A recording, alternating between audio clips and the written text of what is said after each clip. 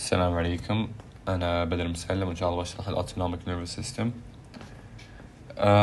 طبعا أتوقع أغلبنا عارفين من قبل إن the Autonomic nervous system is things the body does that we don't control, like heart rate, digestion, and other things. This case scenario we'll talk about the end. This is just these three slides. We know this from before. This slide قراءة بس. And this table, we're going to talk about most of it in the lecture. فبخش على الشرح على طول. The autonomic nervous system uses two types of neurotransmitters. It uses acetylcholine and norepinephrine. طيب. This table describes the difference between the two. Acetylcholine is released from cholinergic, as norepinephrine is adrenergic. Acetylcholine, I'm going to explain this in a second, but acetylcholine is quickly inactivated as it's short and local. Norepinephrine is slowly inactivated as it's long and widespread. Quick, slow. طيب. What is this talking about? بشرحها هنا. طيب. Let's say the body wants to change something, مثلا slow down heart rate. A preganglionic fiber will activate a postganglionic fiber. What would it use, or which neurotransmitter will it use to activate the postganglionic fiber? Acetylcholine. Diamond. All preganglionic fibers, to activate the postganglionic, it uses acetylcholine. Tamam. Once the postganglionic fibers are activated, depending on what the body needs, it will give us a parasympathetic or sympathetic effect. احنا قلنا الحين we want to slow down the heart rate. فإيش? What would it use to give us a parasympathetic effect? Which neurotransmitter? بيكون acetylcholine. مرة ثانية. ليه؟ لأنه مكتوب هنا إيش؟ All postganglionic parasympathetic fibers. دائما. When it wants to give a parasympathetic effect, it will use acetylcholine. طيب. On the other hand, for sympathetic effect, and it can use both acetylcholine or norepinephrine. ولكن most of the time it's going to be norepinephrine for sympathetic, and a few of the times it's going to be sympathetic. It's going to be acetylcholine will be used. المهم هنا نفس الكلام. All preganglionic terminals for هنا يتكلم عن acetylcholine. It's released at the preganglionic, which is this route. All parasympathetic, which is this route, and a few sympathetic, this part. Norepinephrine, on the other hand, is mostly sympathetic, which is again this part. And this slide talks about the sites of release. For the sympathetic postganglionic of acetylcholine, it's released at the sweat glands, efferent neurons, skeletal muscles, and the CNS. Norepinephrine, adrenal medulla, and also the CNS. Hopefully كل شيء واضح. طيب. الحين we're going to talk about 4 receptors. 1 for norepinephrine, 1 for epinephrine, and 2 for acetylcholine. The first one, which is alpha, which is alpha receptor activated by norepinephrine. When norepinephrine binds with the alpha receptor, the G protein gets activated, and it will do one of two things, or one of two things will happen. An A1 receptor gets activated, or an A2 receptor gets activated. طيب مش الفرق. If an A1 gets activated, secondary messenger activated, release of calcium, smooth muscle contraction, or gland secretion. If A2 receptor gets activated, reduced CAMP levels, inhibition of cell. باختصار زي ما مكتوب هنا. Alpha 1 is excites, alpha 2 inhibits. It's genuinely stimulated by norepinephrine and epinephrine. ولكن ChatGPT يقول mostly norepinephrine, فما أدري. Could be both. Activates G protein, as we said here. We talked about all this. Moving on to the beta receptor. Genuinely stimulated by epinephrine. فهنا could be both norepinephrine and epinephrine. هنا genuine epinephrine. It's found on many organs, as it says here: skeletal, muscle, lungs, heart. And again, it also uses G protein activation. طيب. Like, what happens here? Epinephrine binds with beta receptor, G protein gets activated. Adenocyclase converts ATP to cAMP. طيب. And that will give us 3 effects. Or one of 3 effects.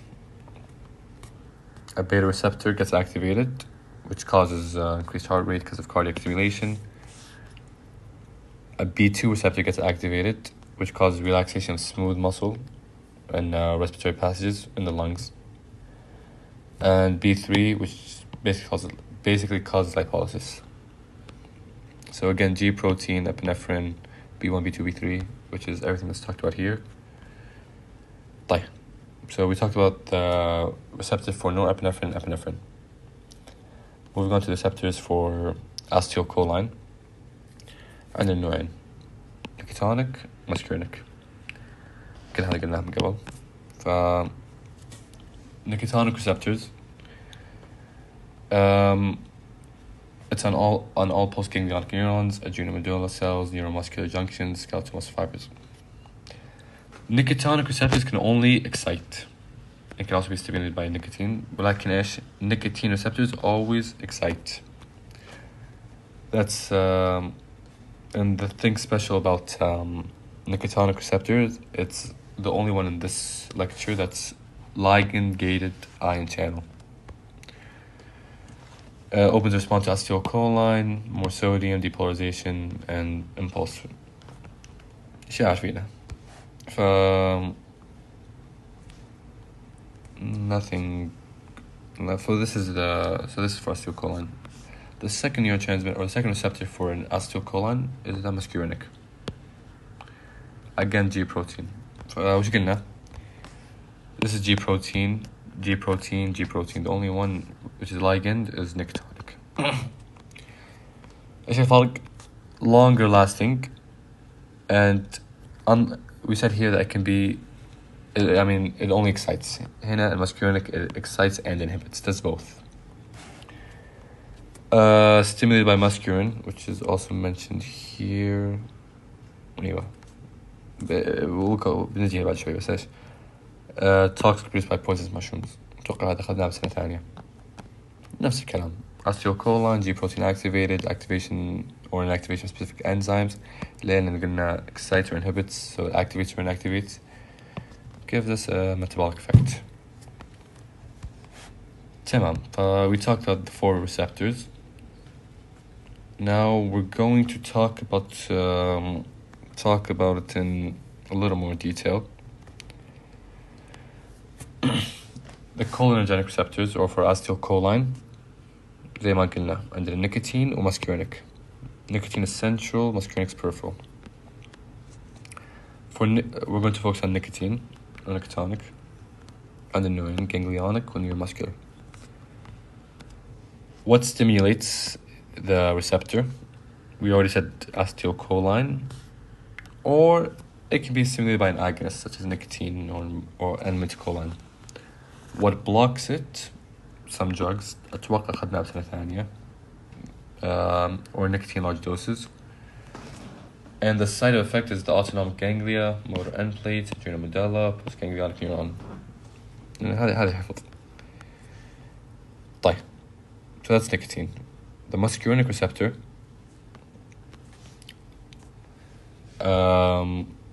there's M1, M2, M3, M4, M5, M6, and 7 types. M2 is cardiac, M3 is glandular and smooth muscle, which is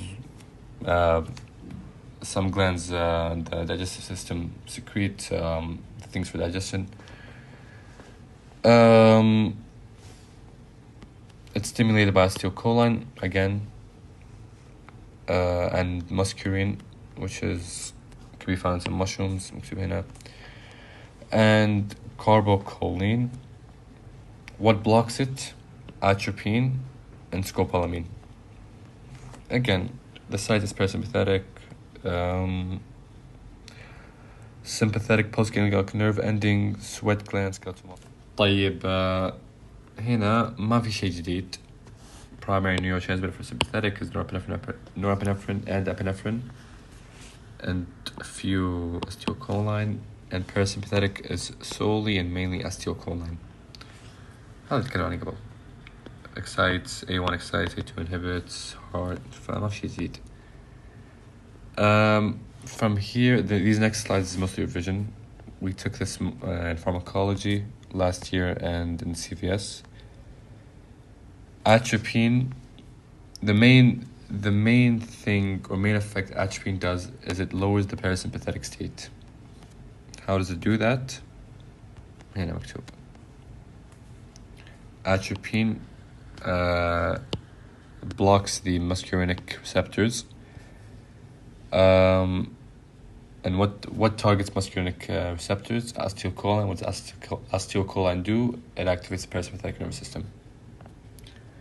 When would we use this? Suppress salivary glands and bronchial secretions before surgery to reduce the risk of patient inhaling these secretions, to increase the heart rate, or decrease AV block, or as an antidote for an advertent overdose of cholinergic drugs. For salbutamol, dilates the bronchioles. How? Because it activates B2. B2 relaxes smooth muscles in the lungs. Metoprolol it blocks B1, leading to a lower decreased heart rate. Propranolol blocking B1 and B2. Well, when we block B2, it narrows the bronchial airways, so it's a risk for people with asthma.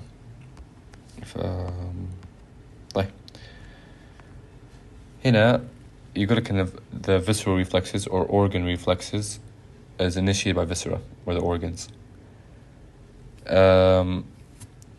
It's automatic and it can be modified, facilitated, or inhibited, basically what the body needs, and it's especially controlled by the hypothalamus.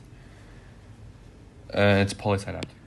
This slide talks about the pathway the autonomic visceral reflex arc takes, which is basically a stimulus which is picked up by a sensory receptor in the viscera, taken to the CNS by dorsal root ganglion, and by preganglionic and postganglionic contact, it gives a response depending on what the body needs.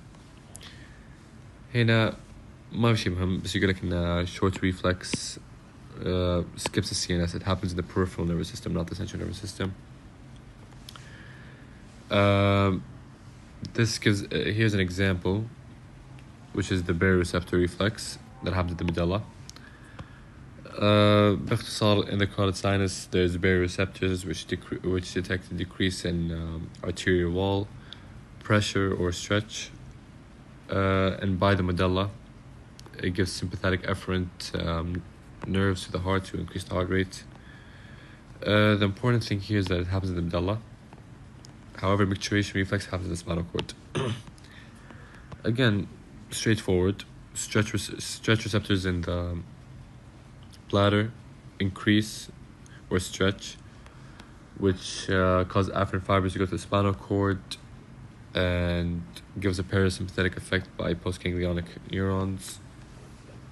This happens in the spinal cord. These are examples. You can read it if you want. I don't think it's all with us. This slide talks about how does it interact with the tissue? How does postganglionic neurons interact with the tissue it's affecting?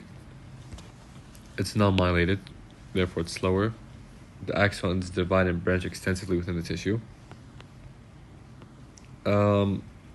This sentence is basically telling us that the effect is widespread, not direct. There's not a contact with each to each receptor. The effect is widespread, and the gap called a junction, it's not called a synapse, or postsynaptic membrane may contain junctional but always possesses extrajunctional receptors. Okay, Now, towards the end of the lecture,